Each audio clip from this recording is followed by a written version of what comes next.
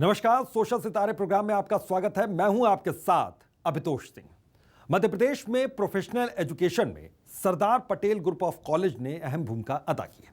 तो Sardar Patel group of institute के महाविद्यालय बड़वानी, धार, झाबुआ, खंडवा, राजगढ़, इंदौर इन जिलों में ये संचालित हो रहे हैं। तो इंस्टीट्यूट ने मौजूदा समय में मैनेजमेंट का एक नया पाठ्यक्रम MBA भी शुरू किया है। संस्थान के सभी महाविद्यालयों में रोजगार उन्मुखी व्यावसायिक पाठ्यक्रम संचालित किए जा रहे हैं। तो आज हमारे साथ संस्थान के डायरेक्टर डॉक्टर अभय कुमार पांडे मौजूद हैं, जिनसे हम युवाओं के रोजगार परक शिक्षा मुहैया करवाने के लिए किए जा रहे कार्यों और उनकी आने वाली योजनाओं के बारे में बातचीत करेंगे। तो डॉक्टर अभय कुमार पांडे हमारे साथ जुड़ गए। सर, बहुत बहुत आपका स्वागत है इस खास प्रोग्राम में। सबसे पहले सर, मैं आपसे ये समझना चाहूंगा कि सरदार पटेल ग्रुप की शुरुआत कब हुई और किन उद्देश्यों को लेकर की गई?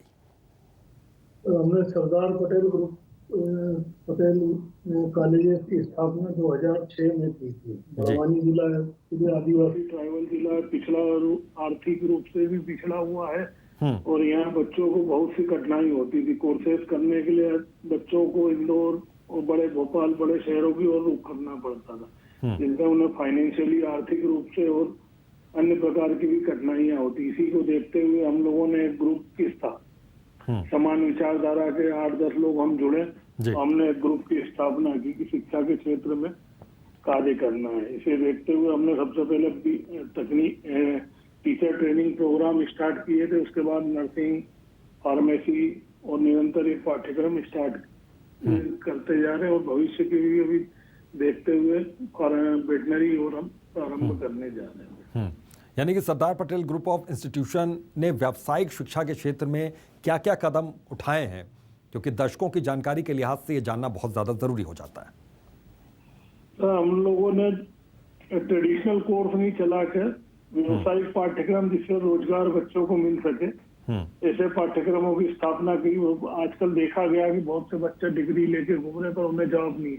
हमारे जो भी टीचर ट्रेनिंग, फार्मेसी या नर्सिंग ट्रेनिंग है, इन डिग्रियों को करने के बाद गारंटेड बच्चों को रोजगार मिल रहा है। उसी को ध्यान पे रखते हुए हमने सारे कोर्सेज इस प्रकार से ही प्रारंभ करे हैं कि बच्चों को रोजगार मिलता रहे। बिल्कुल, यानी कि साफ साफ मकसद ये है कि बच्चों को रोजगार मिले और पढ़ाई इस तरह से करवाई यहाँ पर जाए ताकि कोई परेशानी उनको ना हो, ये मानकर हम चलें।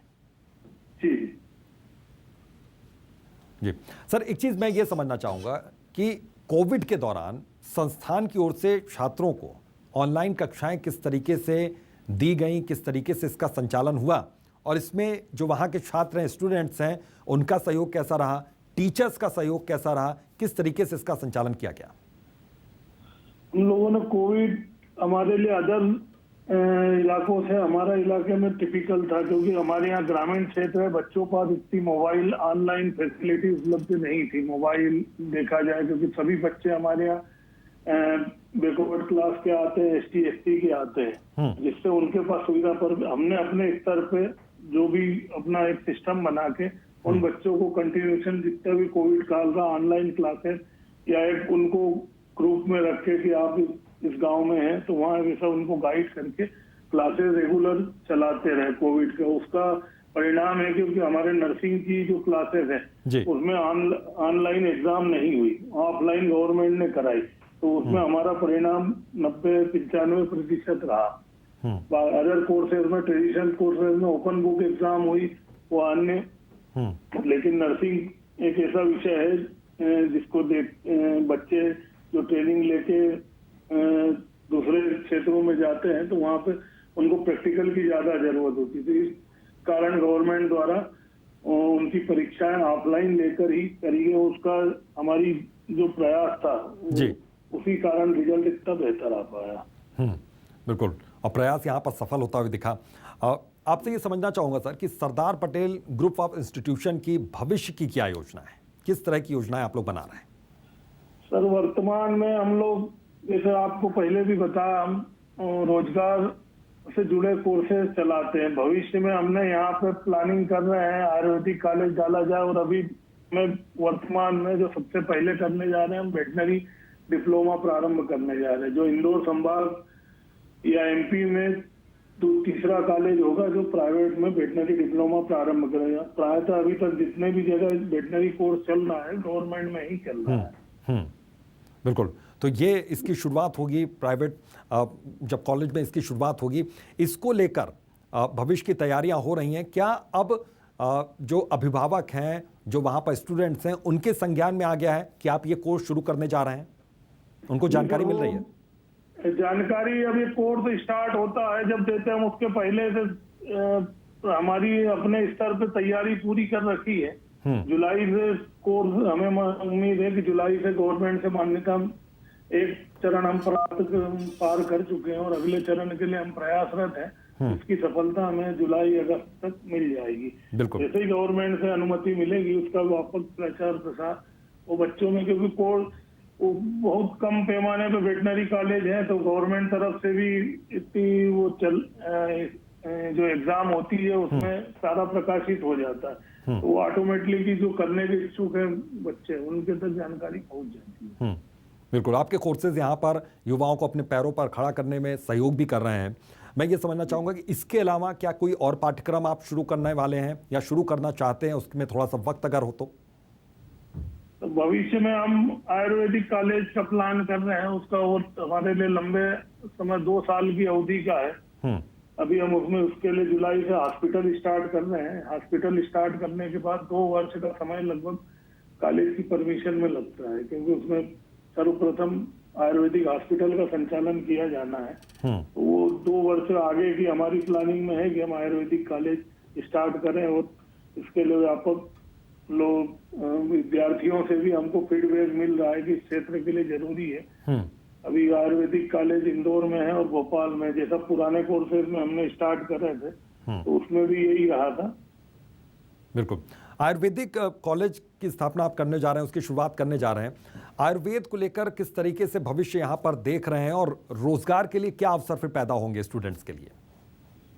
देखा गया आमतौर डॉक्टरों की कमी हमारे देश में, हमारे क्षेत्र में प्राय रही है, और यहाँ कॉलेज खुलने से बच्चों में, विद्यार्थियों में उत्सुकता होगी कि भाई हमको यहीं पे ये सुविधाएं मिलेंगी, और यहाँ पे वो अपनी भी सेवाएं, हमारे यहाँ जाकर खुलता है कॉलेज तो डॉक्टरी करके निकलते हैं, तो क्षेत्र में विकास। और आयुर्वेदिक में बहुत भविष्य है। बहुत सी दवाइयाँ हैं जो जनरल दवाइयाँ काम नहीं करती, उनमें आयुर्वेदिक दवाइयाँ काम करती हैं और सक्सेस रही, उनका सक्सेस रेट रहा है। उसका प्रचार प्रसार की भी जरूरत है। बिल्कुल। सर, शैक्षणिक स्तर पर इंस्टीट्यूट को आगे ले जाने के लिए और क्या योजनाएं हैं और क्या योजनाएं बनाई जा रही हैं? शैक्षणिक स्तर पर हम दिन पे दिन हम ऐसे भी बार बार मैं कह रहा हूँ, हम पिछले क्षेत्र में हैं। हम जितना हमसे अथक प्रयास हो सकता है, नए नए आइडियाज लेते हैं, स्टूडेंट से मिलते हैं, टीचर्स का सेमिनार आयोजित करते हैं, जो आइडियाज मिलते हैं उनको इम्प्लीमेंट करने का प्रयास करते हैं। और भविष्य में भी जो जिस प्रकार से विद्यार्थियों से, टीचरों से, विशेषज्ञों से जो हमको राय मिलती है, हम उसको जमीनी स्तर पर करने का प्रयास करते हैं। उसमें कुछ में सफलता मिलती है, कुछ में नहीं मिलती है। बिल्कुल। आप ऐसे क्षेत्र में इंस्टीट्यूट आप लेकर आए जहां पर बहुत सी दिक्कतें थी, उन दिक्कतों का आपने जिक्र किया, तो दिक्कतें किस तरह की रहीं, परेशानियां क्या रहीं और कितनी बड़ी बड़ी चुनौतियों से आप 2-4 हुए? थोड़ा अनुभव अगर आप साझा करना चाहें तो। हमें स्टार्टिंग से ही हम लोग ऐसे क्षेत्र में थे, पिछला क्षेत्र है, हर तरीके से कठिनाई होती थी, पर हम लोग अपने आपको बताया जिस प्रकार से एक ग्रुप बना के आपसी सहयोग करके सीढ़ी दर सीढ़ी चढ़ते जा रहे हैं। सब कठिनाई तो बहुत आती है क्योंकि दूरस्थ क्षेत्र है, ट्राइबल है, फैकल्टी के बच्चों को पढ़ाने के लिए इंस्टीट्यूशन की तो स्थापना हो जाती है, पर उसको पढ़ाने के लिए फैकल्टी के लिए रिक्रूटमेंट करना, फैकल्टी को यहाँ रहने के लिए व्यवस्था करना, वो सबसे बड़ी कठिनाई हमको होती है, क्योंकि हर आदमी इंदौर शहरों तरफ जाना चाहता है, खंडवा तरफ कोई नहीं आना चाहता है। हाँ। तो हर नौकरी हम फैकल्टी लाते हैं तो उन्हें इंदौर में कम रुपए में भी नौकरी करने के लिए तैयार, और खंडवा में हम मैक्सिमम उनको सैलरी भी देते हैं, तो भी वो थोड़ा मन उनका इधर उधर होता है। तो इसके लिए हम उनको अपनी तरफ से प्रयास करते हैं। हमारी इसमें सबसे बड़ी कठिनाई एक तो मान्यता लाने की है, उसके बाद फैकल्टी रिक्रूटमेंट की है, जो सबसे बड़ी कठिनाई आती है। सर, फैकल्टी रिक्रूटमेंट का आपने जिक्र किया, तो मैं समझना चाहूँगा क्या प्रोसेस रहता है फैकल्टी रिक्रूटमेंट का, और किस तरीके से अगर कोई फैकल्टी आपसे संपर्क करना चाहे तो क्या तरीका होता है कि फैकल्टी वहाँ पर खुद के लिए आगे बढ़े, बातचीत करे, और आपकी ओर किस तरीके से पहल होती है? हमारा time to time Dainik newspaper में ऐड आता है, उसके अकॉर्डिंग हम बायोडाटा मांगते हैं, या कोई कंसर्न संबंध जिसको इच्छुक रहता है, मैं हमारी वेबसाइट से है कॉलेज की, उस पर आधारित रहती है। उनके जो भी हमसे संपर्क करते हैं, इंटरव्यू कंडक्ट करते हैं, और उसमें यूनिवर्सिटी जिससे हम संबद्धता प्राप्त है उनकी कमेटी बनती है। कमेटी से इंटरव्यू होके कंडक्ट होके जो सिलेक्ट होती है फैकल्टी, उनको हम गवर्नमेंट के नियम अनुसार अपने कॉलेज में जॉब देते हैं। बिल्कुल। अब सर, ये जानना चाहूँगा कि मिनिमम किस क्लास के बाद यहाँ पर एंट्री मिल जाती है स्टूडेंट्स को? क्या 12th के बाद भी यहाँ पर कोर्सेज शुरू हैं? 12th के बाद ही हमारा नर्सिंग पाठ्यक्रम है, जैसे उसमें सभी कोर्सेज में 12th के बाद एंट्री मिल जाती है। डी फार्मा हम चलाते हैं, जो आपको भविष्य में वेटनरी का बता रहे हैं। वेटनरी में भी हम आफ्टर 12th एडमिशन होंगे, और बाकी जो प्रोग्राम है हमारे वो ग्रेजुएशन और पोस्ट ग्रेजुएशन के बाद है, जैसे बीएड चलता है, डीएड चलता है। डीएड में भी आफ्टर 12th एडमिशन होता है। बिल्कुल। और हम post graduation course MEd, MPEd, physical education में बताना चाहूंगा, हमारा संभाग में अकेला एकमात्र कोर्स कॉलेज है सेंधवा में जो फिजिकल एजुकेशन चलाता है। उसकी मास्टर डिग्री भी हम बीपीएड, एमपीएड दोनों कोर्स चलाते हैं। वो इंदौर संभाग में देवी अहिल्या विश्वविद्यालय से इकलौता संबद्धता प्राप्त हमारा ही कॉलेज है, और इसको हम सन 2006 से संचालित कर रहे हैं। बिल्कुल। अब एमबीए की भी शुरुआत आपने कर दी है, तो किस तरीके से इसको देख रहे हैं? क्योंकि ये माहौल बहुत कंपटीशन वाला है और एमबीए ग्रेजुएट्स की संख्या भी बहुत ज़्यादा है देश में, तो किस तरीके से कंपटीशन के लिए इन स्टूडेंट्स को वहाँ पर तैयार किया जा रहा है?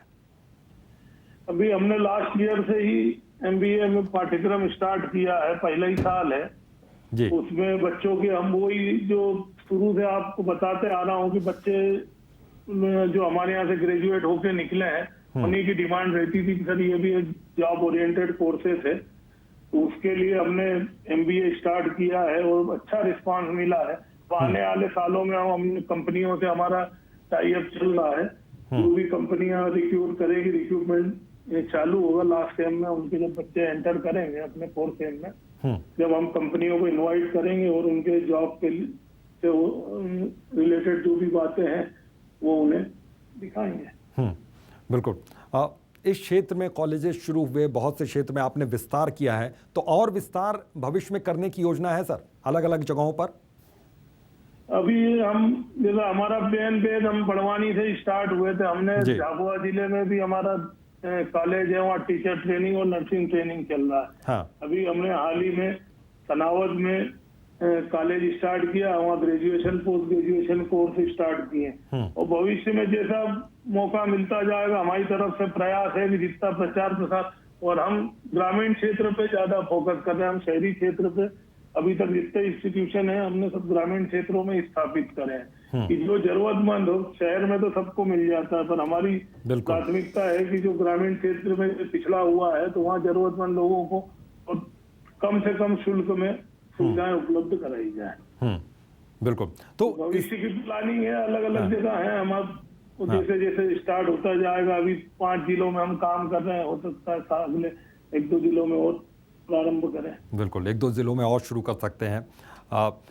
मैं ये समझना चाहूँगा कि यहाँ पर ज़्यादातर जो स्टूडेंट्स हैं वो यहीं के लोकल स्टूडेंट्स आते हैं, स्थानीय स्टूडेंट्स आते हैं, या फिर दूसरे इलाकों से भी स्टूडेंट्स आते हैं जहाँ पर इस तरह की कोई अच्छी व्यवस्था नहीं है पढ़ाई की? क्या वहाँ से भी बच्चे यहाँ पर आ रहे हैं? लगभग 90% बच्चा, जैसे हम बड़वानी में है तो बड़वानी जिले का ही बच्चा हमारे पास है, और जो भी ग्रामीण क्षेत्र है, जैसे हम राजगढ़ जिला भी आपको बताया, तो वहाँ भी 90-95% लोकल का ही बच्चा हमको मिल रहा है, क्योंकि वहाँ कॉलेजेस नहीं होने से संख्या ज्यादा है बच्चों की। हम उनको ही प्राथमिकता भी देते हैं कि सबसे पहले, पर गवर्नमेंट का सिस्टम है कि ऑनलाइन काउंसलिंग होती है, उसके द्वारा सारे प्रवेश दिए जाते हैं, तो मेरिट के आधार पे जो बच्चा आता है उसी को हम एडमिशन देते हैं। तो हमारे जितने भी इंस्टीट्यूशन है प्राथमिकता लोकल को और लोकल ही लगभग 90-95% बच्चा लोकल एरिया का ही है। बिल्कुल सर, कॉलेजेस में कंपनियां आ रही हैं, प्लेसमेंट किस तरीके से यहाँ पर होता है और बच्चे रोजगार यहाँ पर मिलने के बाद फिर दूसरे शहरों का, गांव का रुख करते हैं या फिर वो चाहते हैं कि यहीं पर उनको रोजगार भी मिले जिस जगह पे उन्होंने जन्म लिया, जहां पर उन्होंने पढ़ाई की? इसमें सर प्राथमिकता रहती है, जैसे कंपनी आती है हमारे क्षेत्र में, कंपनियां तो कोई इतनी है नहीं, सारी कंपनियां बाहर से आती है, जैसे गुजरात से हैं, पीथमपुर से भी हम इनवाइट करते हैं, जो इनकी ट्रेनिंग की उनकी रिक्वायरमेंट होती है उसके अकॉर्डिंग वो चयन करते हैं अपना बच्चों स्टाफ का, उनको अपना लेटर देते हैं, प्रपोजल लेटर देते हैं कि भाई हमारा ये, आप आके वहाँ हमारे यहाँ ज्वाइन करिए। तो बच्चे की इच्छा रहती है कि लोकल में, पता वो जिस फील्ड का है, जैसे MBA करके बच्चे को इंडस्ट्रीज में जाना है तो वो यहाँ पर ग्रामीण क्षेत्र में तो उपलब्धता नहीं है उसकी। तो वो अपना खुद ही हमारा काम है कि हम कंपनियां ला के उनको बच्चों का मिलान कर उनसे मिलवाते हैं और फिर बच्चे अपना करियर खुद चुनते हैं। तो हमारी तो प्राथमिकता रहती है कि यहाँ लोकल में ही बच्चा करे, पर अब वो उतनी जॉब ओरिएंटेड यहाँ जॉब नहीं है उसकी, जो उनकी रिक्वायरमेंट है उसके अकॉर्डिंग नहीं है। तो बच्चा सब हमारे यहाँ से पढ़े हुए बच्चे आजकल कम से कम 100-150 बच्चे इंडिया के बाहर हैं, वहाँ इंजीनियरिंग करे हुए, डिप्लोमा करे हुए बच्चे जो हैं वो कम से कम 150 बच्चे आज इंडिया के बाहर नौकरी कर रहा है। मैं खुद बाहर जाता हूँ तो बच्चे मिलने आते हैं तो बड़ा अच्छा लगता है उससे। बिल्कुल, क्योंकि एक बड़ा काम यहाँ पर होता है, बच्चे जाते हैं और मिलने के लिए जब आते हैं। अब एक चीज़ मैं समझना चाहूँगा सर, ये तो बात हो गई स्टूडेंट्स की, उनके जो अभिभावक हैं, उनके जो पेरेंट्स हैं, वो किस तरीके से उनकी काउंसलिंग आपको करनी पड़ती है? क्योंकि वो भी आते होंगे एडमिशन के लिए, तो उनको समझाना ये पड़ता होगा आपको, आपके सामने ये भी चुनौती रहती होगी, उनको कैसे समझाया जाए कि यहाँ पढ़ाई करेंगे, अगर दूसरी जगह जाएंगे तो उनका ही फायदा होगा। हमारे इसके लिए प्रोग्राम के लिए काउंसलिंग सेल बना हुआ है, बच्चों के साथ साथ पेरेंट्स को भी हम जानकारी देते हैं कि आपका बच्चा ये कोर्स करेगा तो इसका भविष्य ये है। इस प्रकार का एक पूरा प्रोग्राम हमारा तैयार है। उस प्रोग्राम के अकॉर्डिंग जब भी एडमिशन लेने आता है, बच्चा आता है, उसके साथ उसके अभिभावक आते हैं, तो उनको सारा गाइड किया जाता है ये। बिल्कुल सर, जो टीचर्स है आपके यहाँ, जो स्टाफ है, उनके लिए कोई काउंसलिंग की व्यवस्था है? उनकी भी काउंसलिंग क्या समय समय पर होती है? उनके लिए हम सेमिनार आयोजित करते हैं जो समय समय पे होते हैं, राष्ट्रीय स्तर पर या प्रदेश स्तर पे। तो उसमें उनका ट्रेनिंग सेशन होता है, 2 से 3 दिन का सेशन करते हैं हम लोग। उसमें सारी उनकी भी जो क्वालिटी में सुधार आना चाहिए, या क्योंकि हम मेन सबसे पहले हमारी शुरुआत ही टीचर ट्रेनिंग प्रोग्राम से हुई है। तो वो हमारा बेस है कि भाई हमारे यहाँ से जो भी टीचर निकले वो क्वालिटी टीचर निकले। तो उसी को देखते हुए समय समय पे जो आवश्यकता अनुसार, अभी 2 साल में तो हम लोग पिछड़े हुए हैं क्योंकि सारे प्रोग्राम हमारे ठप पड़े हैं। अब आने वाले सेशन से हम इसको पुनः एक बार जीवित कर स्टार्ट करना चाह रहे हैं। बिल्कुल सर, कोविड के टाइम में क्या सबसे बड़े चैलेंजेस रहे आपके सामने, क्या चुनौतियां रही? कोविड में सबसे बड़ा तो बच्चों का ही रहा कि बच्चा कॉलेज से दूर हो गया और हमको कॉलेजेस चलाने थे, टीचर्स रखने थे, उनका भी परिवार था। तो वो चैलेंजेस सबसे बड़ा रहा कि स्टाफ अपना मेंटेन करके रखना और बच्चा कॉलेज नहीं आ रहा था। तो वो मिसगाइड नहीं हो कि बहुत से बच्चे, क्या है हमारे यहाँ एक सबसे बड़ी समस्या ये भी होती है कि 10% बच्चा कॉलेज छोड़ देता है। वो एडमिशन तो ले लेता है तो वो कॉलेज छोड़ देता। तो कोविड में हमको सबसे बड़ा चैलेंज वही लग रहा था कि बच्चे इधर उधर ड्रॉप आउट होके मन भटक नहीं जाए और इधर उधर चले ना जाए। तो उसके लिए हम जो ऑनलाइन क्लासेस चला रहे थे उसमें बीच बीच में अवेयरनेस प्रोग्राम 20 मिनट का, आधे घंटे का, वो भी बच्चों को दे रहे थे कि कोविड से ये भाई कुछ टाइम है, टल जाएगा, अब आगे सब सिचुएशन नॉर्मल हो जाएगी। तो वो कोविड के दौरान हमने ये सारी व्यवस्था ऑनलाइन जो हमारी क्लासेस चल रही थी उसमें ये प्रचारित करी थी। बिल्कुल। तो बच्चों के लिए और टीचर्स के लिए क्या कोई मोटिवेशनल सेशन भी रखे गए थे, ऑनलाइन ही सही? क्योंकि उस वक्त सबसे ज़्यादा डिप्रेशन में स्टूडेंट्स भी थे, टीचर्स भी थे, हम एम्प्लॉय भी थे, सभी लोग डिप्रेशन में उस वक्त चल रहे थे, टेंशन में चल रहे थे एक अलग तरीके की। वो आपको बताया ना, इसी में जैसे ऑनलाइन क्लासेस चल रही थी उसमें 20 मिनट का या 30 मिनट का हमने एक सेशन चलाया था जिसमें बच्चे को मोटिवेट करते थे कि ये टाइम कुछ टाइम के लिए चल जाएगा, आप अपना धैर्य बनाए रखें, इस प्रकार से। और बाहर से भी, इंदौर से कुछ एक्सपर्ट लोग थे, उनका भी उसमें हमने व्याख्यान करवाया था। बिल्कुल। एक चीज मैं और समझना चाहूंगा सर यहाँ पर कि एक जो सबसे बड़ी दिक्कत खास तौर पर अगर छात्राएं हैं, फीमेल स्टूडेंट्स हैं, तो उनके अभिभावक बच्चों की सिक्योरिटी को लेकर बहुत ज़्यादा चिंतित रहते हैं किसी भी कॉलेज में, कहीं भी। चूँकि आपका जो कॉलेजेस हैं इस क्षेत्र में है, तो यहाँ पर उनकी सुरक्षा के लिए क्या इंतजामात हैं, उसके बारे में कैसे यहाँ पर अभिभावकों को बताया जाता है, ये जानना चाहता हूँ, क्योंकि जो दर्शक आपको देख रहे होंगे वो ये इस बात को भी समझना चाहेंगे। महिला सुरक्षा हमारे लिए कॉलेज में सबसे प्राथमिकता है और प्रायोरिटी रहती है। हमारे सारे कॉलेज कैंपस तो कवर्ड कैंपस है, और दूसरा हमारे यहाँ महिलाओं के लिए एक सेल अलग बना हुआ है। तो वो कुछ भी अगर बच्ची को दिक्कत होती है, स्टूडेंट को दिक्कत होती है, तो वो उनको तुरंत रिपोर्ट करता है। दूसरा, हम जिले के लगभग बड़वानी जिले के हर शहर गांव से हमारी बसेस चलाते, तो बच्ची उनके घर से आती है, कॉलेज आती है, और कॉलेज से उनके घर तक छोड़ने की सारी व्यवस्थाएं करी गई है। हमारे हॉस्टल्स भी हैं, तो उसमें भी सुरक्षा का विषय ध्यान रहा था, क्योंकि ये सेंसिटिव मामला है। कोई भी बच्ची को कुछ समस्या आती है तो वो कॉलेज की रेपुटेशन से भी जुड़ता है, तो इस पर हम विशेष ध्यान देते हैं।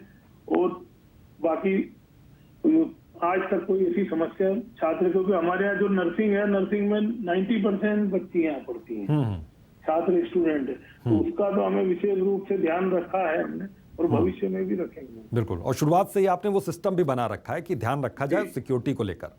बिल्कुल।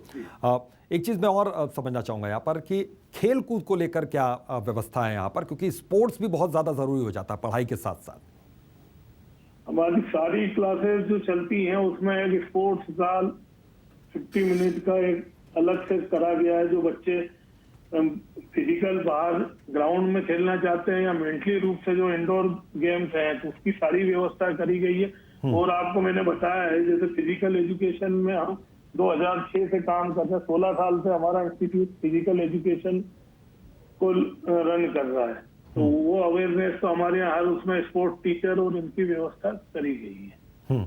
बिल्कुल। एक चीज़ मैं और यहाँ पर, चूँकि टीचर ट्रेनिंग भी आपके यहाँ होती है, कॉलेज में होती है, तो क्या जो टीचर्स ट्रेनिंग लेकर यहाँ से निकलते हैं, टीचर्स जो तैयार होते हैं, क्या उनको आपके कॉलेज में मौका मिलता है टीचिंग का?